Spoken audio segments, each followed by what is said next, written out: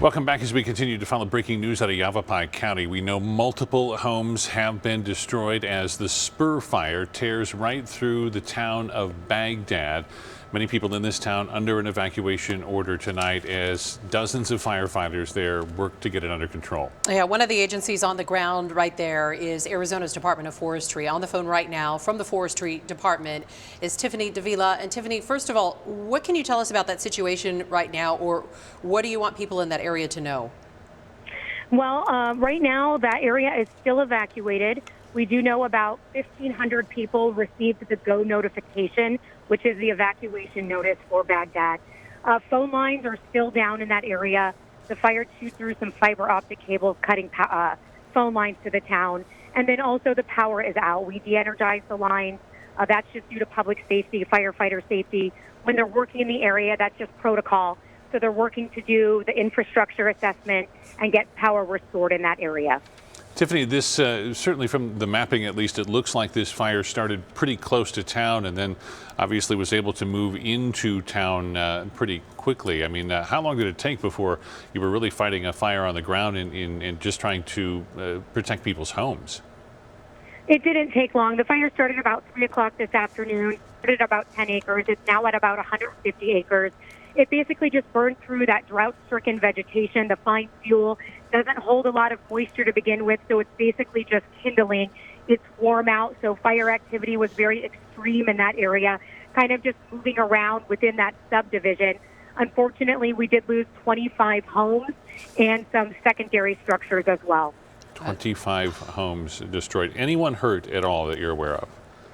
Not that I am aware of, no. Nobody has been injured. Tiffany, at this early moment, I know it's hard to pinpoint exactly how this started. We did not have, at this point, any reported storms in that area or any reason to believe that this was caused by lightning. Does that then take you to believe that it was human-caused?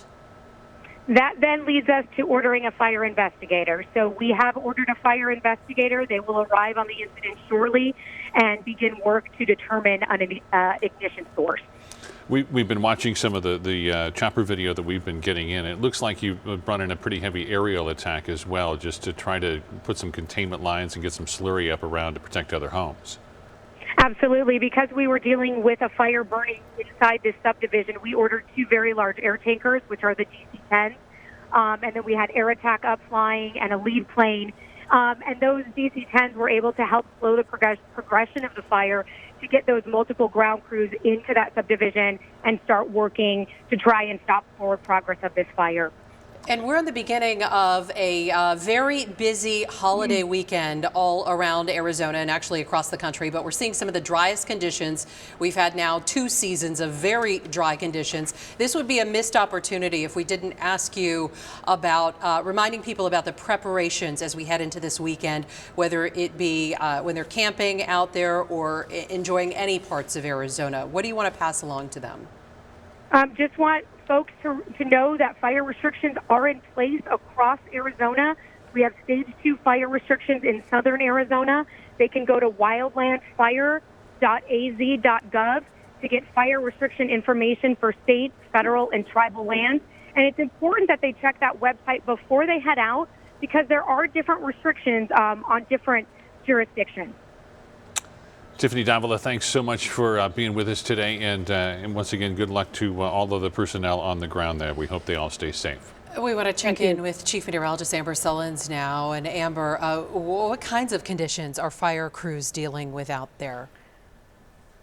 Well, you guys touched on it with Tiffany a little bit. Very dry conditions. It is very warm where that fire is burning. High temperatures today were in the low 90s. I can confirm that there was no lightning in the area, no lightning anywhere across the state of Arizona. So someone caused this fire, whether on purpose or by accident. This is a human-caused fire. As we take a look at fire weather conditions here, low 90s in this area. Relative humidity is about 10 to 15%, and we do have breezes. and some really erratic winds where this fire is burning because it's just so hilly around that spot. And so you get a lot of winds accelerating downhill and coming in at different directions. And so that makes things complicated when you try to fight fires like this near Bagdad and other spots across Arizona. Now, as we head into the weekend, we are going to keep the high risk for wildfire danger going. We're going to have warm temperatures in many spots, a few degrees above average for this time of year. But even if they were average for this time of year, we're still talking in some of these spots like Bagdad and